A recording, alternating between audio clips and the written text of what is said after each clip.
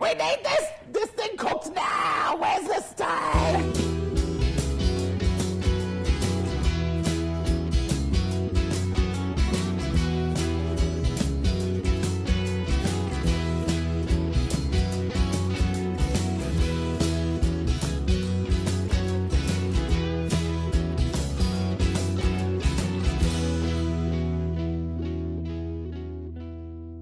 Tonight on Community Kitchen, Adam Richard joins us 88 floors high at the Eureka Skydeck, where he cooks bacon French toast, plus we have a little chat, followed by a fantastic performance from singer-songwriter Monique Brumby.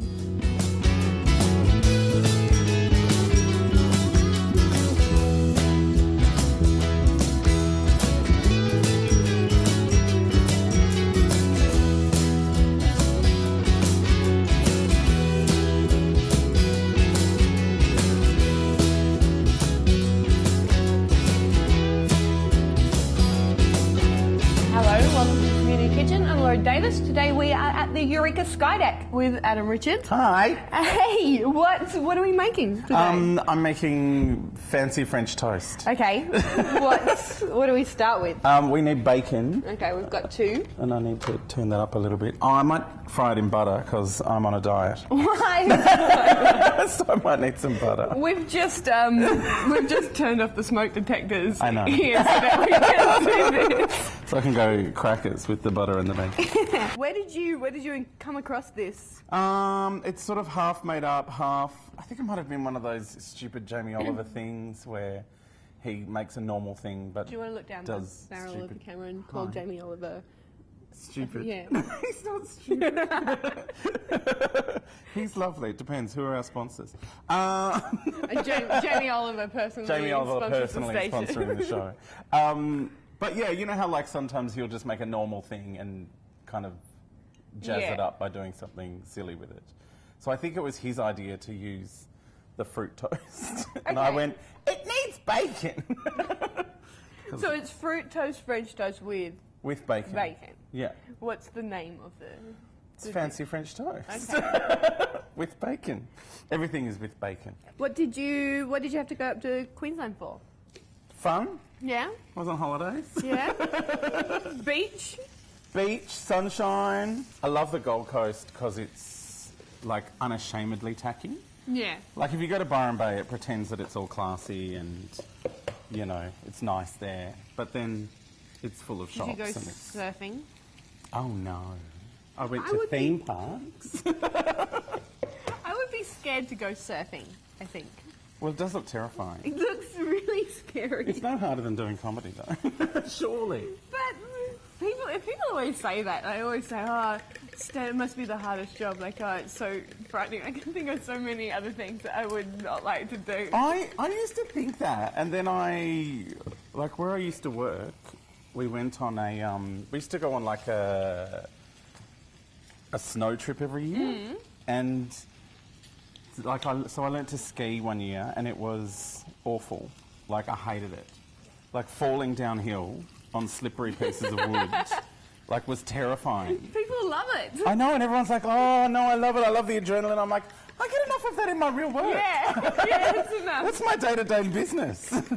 I don't really need to be doing that as a pastime. As a pastime, I just want to sit and watch television. I've found sometimes, though, I'm always worried that nightly adrenaline has kind of ruined my glands or something. Because sometimes I've been in legitimately dangerous situations and not felt anything. No. Like you just won't feel any adrenaline because it's broken or something. You just go, yeah. I've tricked it into thinking it's not important. Can I tell you something weird about adrenaline? Of course you can. It's kind of disgusting while we're cooking, though. Okay. Because we're up early now, I used to do breakfast radio for like 10 years.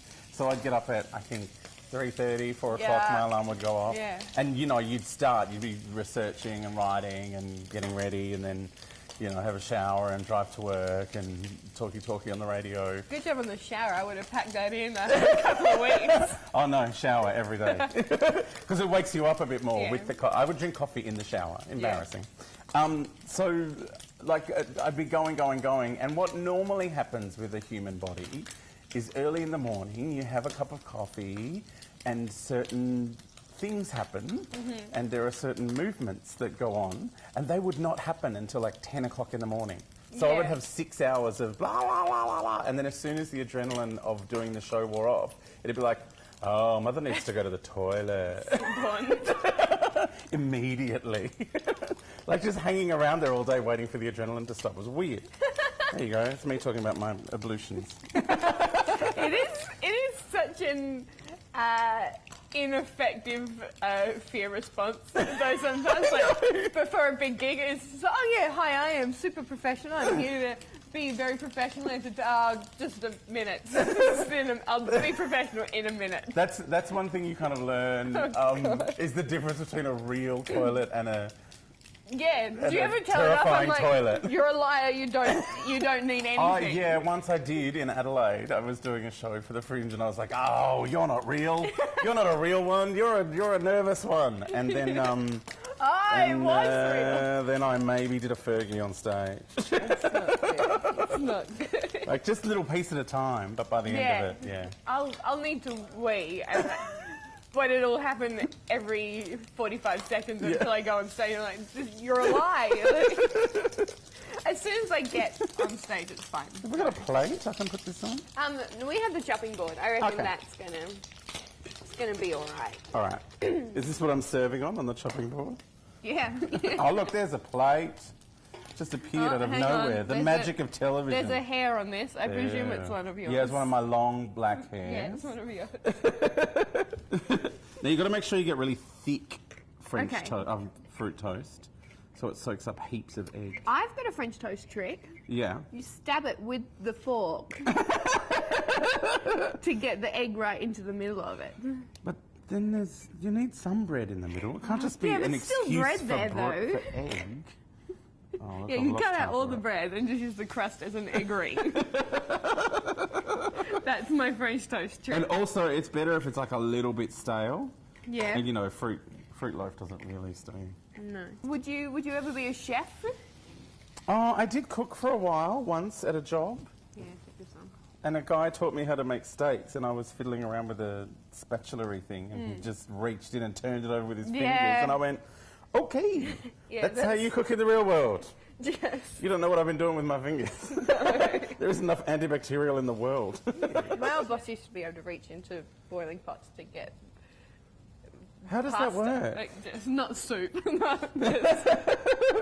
That makes no sense to me whatsoever. No, it just seems unnecessary. We have the technology that we have it. I know. We made things. We made things to stop you from having to do that. It's terrifying.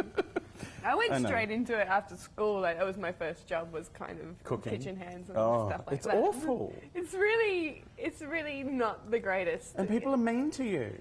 Oh, man. Why is that? Like, you sometimes see it on, you know, like the cooking shows on the telly. And why are they so mean in the kitchen? Don't know. Like, what's the urgency? We're having a lovely time. I know. It's not like you expect it in brain surgery, maybe. Like, it's like, quickly, get over here, I need a scalpel, this woman's dying! But, like, in brain surgery, it's like, oh, yeah, we're just Julian, fast! We need this thing cooked now! Where's the steak? I used to work in a cafe with a spiteful old lady who used to hit me just about hard, just be like, and for no reason. For no reason. Was it because you weren't married? Old ladies get upset when young women are not married. But just when she walked past. Like, I would just be mopping and she just walked past. Was she a customer or the... She was my boss's mother, who also worked there. So right. I just had to hold that job for like 3 months before I came over for Comedy Festival. And it was just had to let her do it every single time. I can't. You can't, no. You can't put up with that. No. It's ridiculous. What's the most unpleasant job that you've had to have? Unpleasant? I cleaned the toilets at like a software engineering place. And here's something that no one ever tells you. On the floor where the executives are, the toilets are disgusting. But on the lower floors, where all the admin staff work, they were immaculate. So, you know, the more money you have, the worse you're at. You've filled this one with egg, haven't you? Just for yourself. No, this is I just want a comparison, okay? I just want that. Well, I've finished. I've made my breakfast. It's pretty beautiful. It's delicious. You can cover it in maple syrup if you like. Yeah, I but would. it's probably I pretty think. sweet already. Yeah. I would have a couple of bites and then think about the Yeah, you maple would have syrup. to have a think about it. Well, Also, it's been fried in butter, which is the best thing ever. well, we might take a break. Okay. And we'll come back and they'll show us just deliciously eating this. With a Awesome. beautiful view over the fog. docklands. The foggy docklands. Fuck. Yum. We'll be back after break on Community Kitchen.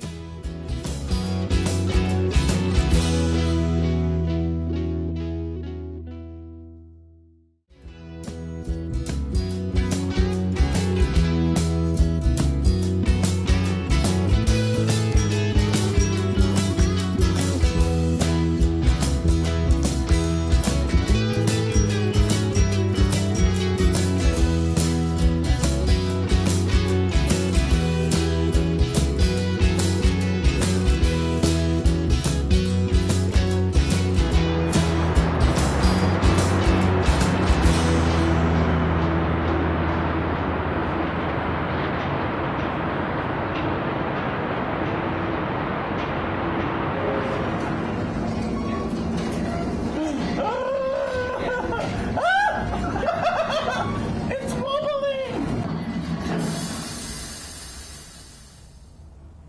It's like a ride.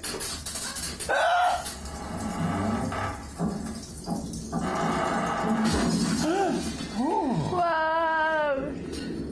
You can see all the way down. Hi, I'm Laura Davis. I host Community Kitchen. I'm here at the Eureka Skydeck in the Edge experience with Adam Richards. Hi. Hey, and we wanted to talk to you about the importance of community television.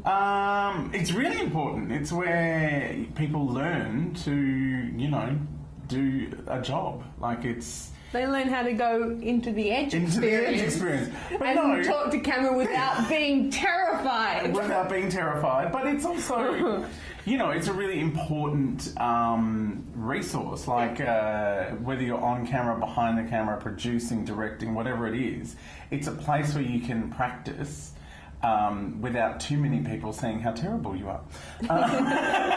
But it also, you know, if you can work under these conditions, then you're ideally suited to actually get a job Yes. in the industry. Because So- you started your career. I did. Through I used to Channel be 31. on a show called The Loft with Rove McManus. Oh yeah, and what did he go on to do? No, I think there's a couple of things here. Yeah. And there. But yeah, and our station manager is now, I think, the head of technology at Southern Cross Austereo. So there are many jobs for people in the industry. Like there was, you know, our little lighting dude now does lighting on every show you've ever seen. Just about like, it is, it is a training ground. And you know, it doesn't matter how much theory you do at like a course or, you know, you do a course online or you go to a, you know, the film and television school. But if you don't have practical experience, no one's going to ever want to employ you. Yeah, and these are national grade exports that the station ends up Yes. creating. Yeah. It is a really important resource and it's, you know, like losing it would be a huge loss because, yeah, we're going to have terrible television otherwise. People will be learning in the real TV and no one wants to see it. No. Because we're talking about it because Malcolm Turnbull is considering the future of community television Yes. at the moment. So the fears are that they will sell the broadcasting station to Yeah, the highest bidder, likely a home shopping channel. And More psychic television, that's what we need. and blenders. Like blenders and The psychics. NutriBullet. But yeah, no, I think it does need, it needs everyone's support.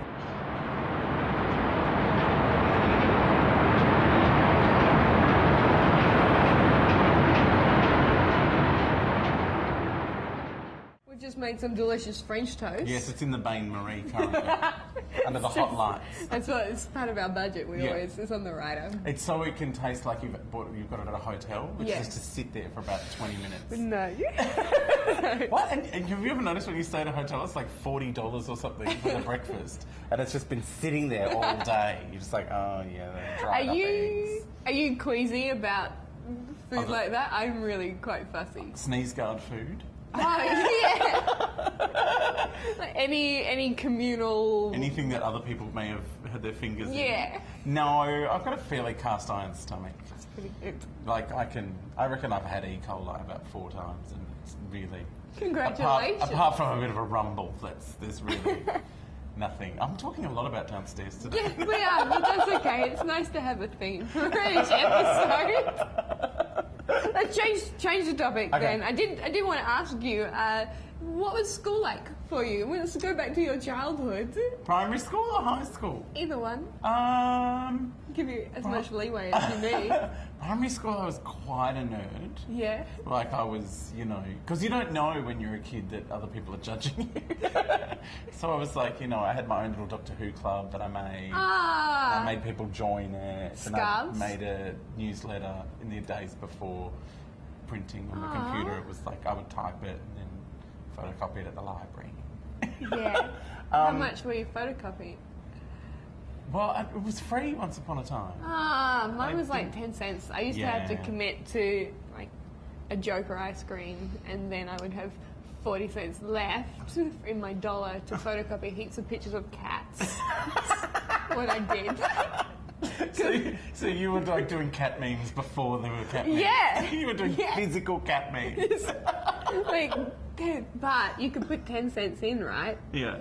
That was for one copy, but once it started. Once you put 10 cents in, it's only an honour system whether you press 1 or 2 copies. So sometimes I did doubles and gave them to my friends. You gave your friends photocopies of cats?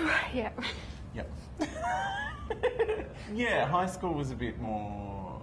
Like, I had fun, and I was really good at stuff, and then, as soon as, you start hanging out with people, you stop doing the work. Yeah. As soon as you make friends who don't do any homework, you don't do any homework either. Yeah, why would you? Exactly. Popular kids don't do homework. No. They make other people do it for them. Not that I was popular, but I hung out with popular kids. That's not a bad game. Yeah. If you can swing it. I hung out with everyone. I was gregarious. Also, I was camp, and being gay was trendy in the 80s. Yeah. I think if you can say that you were gregarious, you were technically still a nerd, though. I know. I think you just gave yourself away. No, my ridiculous vocabulary. Damn it. I used to have quite a long bus ride to school, and that was just Lord of the Flies style. I used to have to catch the tram to school. So Melbourne. But this was back in the old days. Yeah. When the trams were still wooden. Sometimes there's those tourist trams. Outdoorsy ones. Yeah, but they had no doors on them. They just had like a curtainy flap you would pull down, which apparently would protect you from the rain. No. Like, so the rain used to come in. How much does it rain in Melbourne? Heaps. Not much at all. So, going to school was a chore. And the tram was always late. And trams, like, they do that lurching thing. Yeah. And I reckon the drivers of the trams that take kids to school they get really irked with the children. So they do a particularly big lurch. The irked lurch. And you're trying to hold your bag between your feet so that, you remember it's yours because everyone has the same bag. Yeah, that's a dumb rule. I know. And there were wooden chairs. Like, they were just wooden slats that you would sit on, not even upholstered. We had nothing in the old days, in the 80s. Everyone had the same bag. I know. And the seats were wooden. I'm talking about it like it's the war. It was like 1985. Did you ever not go to school?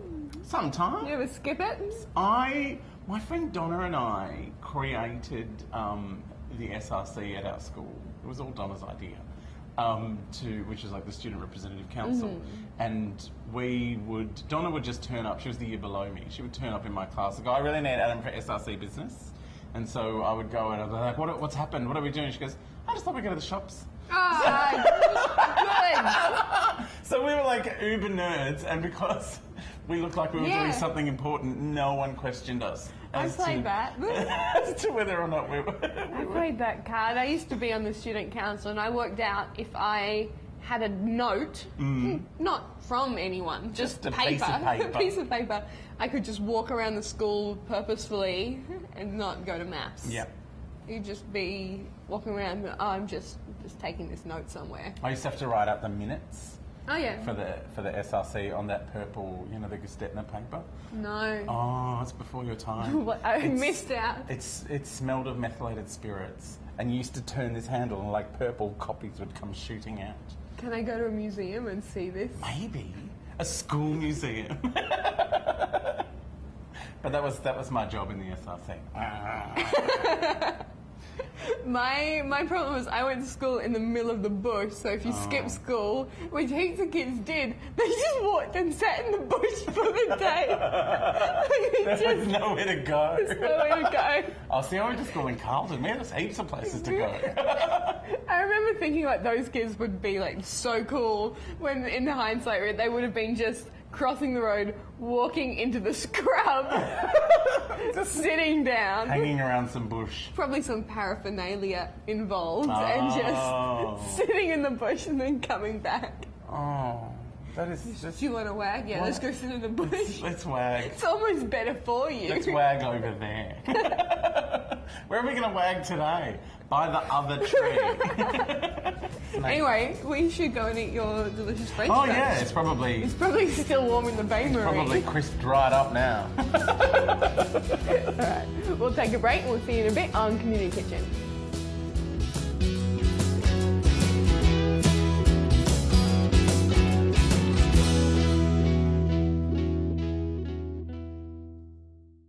Hello, welcome back to Community Kitchen. We're at the Eureka Skydeck. In a minute, we're going to hear a song from Monique Brumby. But right now, we're going to eat Adam Richards' delicious, fancy fancy French toast. Now, maple syrup. I've been spending a lot of time in Sydney lately, and they don't do the maple syrup on the side. Oh, Like, they commit for you. Yeah. You get it, and it's like already drowning. So How did you cope in Sydney if they put it on for you? I just, see, I just like a little drizzle. Yeah, that's enough. See, I like it when they put in a little dish on the side. Yeah. And then you can dip in it, like a dip. Yeah, or like at a hipster cafe in like a little, In a jar, a little jam jar. vintage milk bottle or something like that. I went to a hipster Or a cafe doll's the other skull. day because I'm obsessed with breakfast dessert. I would call this breakfast dessert. Yes. And I had a rice pudding for breakfast dessert, and it came in a jam jar. Yes. With salted caramel on top. Yum. And it was awesome with coconut in it. It's my other weird obsession at the moment, coconut. Too much time in Queensland. Right, you taste it and then I'll do it because it's very hard on camera if we both eat it. Then the episode's over. It's good. Is it eggy enough? Yeah, good enough. See, you don't want to go too crazy with the egg. Thank you so much for coming and joining us at all right, honey. dawn. I'm used to being up at dawn, I'm fine. I am not. This was delicious. And thank you so much to the Eureka Skydeck for having us today. We're going to take you out with a song from Monique Brumby. Thank you very much for watching Community Kitchen. Hi, I'm Monique Brumby and this is my song Silent War. Hope you like it.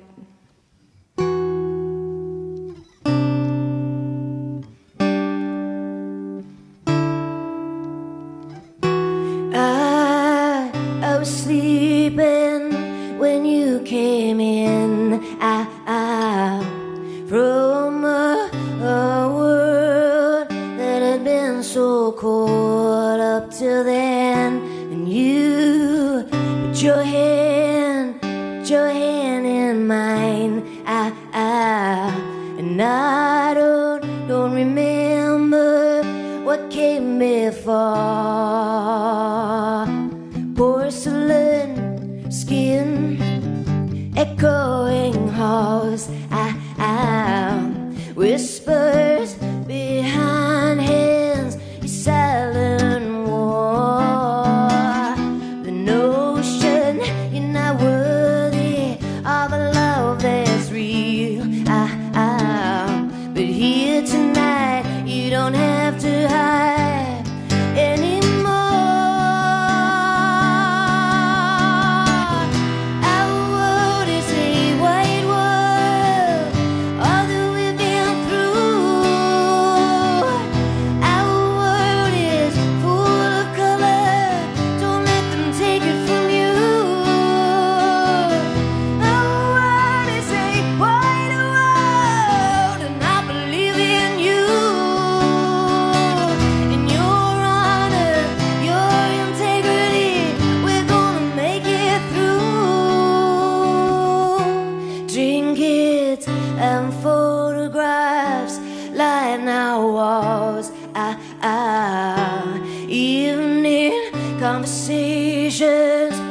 the way your hair falls, and you put your hand in mine.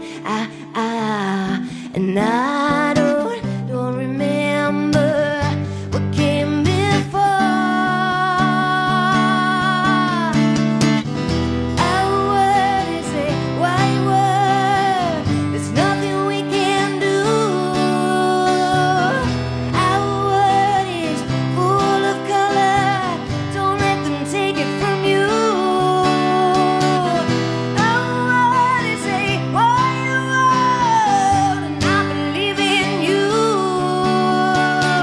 In your honor, your integrity, we're gonna make it through.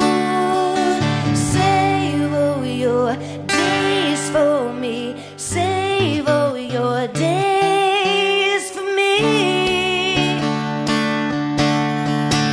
Save all your days for me. Save all your days for me. Hey!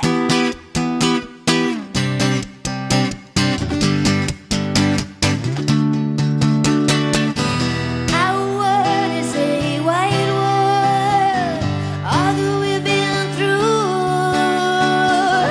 Our word is full of color. Don't let them take it from you. Our word is a white word, and I believe in you. In your honor, your integrity, we're gonna make it through. We'll make it through.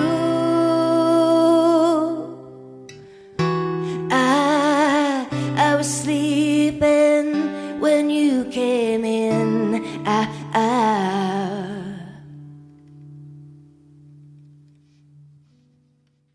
This program is proudly brought to you by the Eureka Skydeck. Experience the awe-inspiring view of Melbourne from the Southern Hemisphere's highest viewing platform.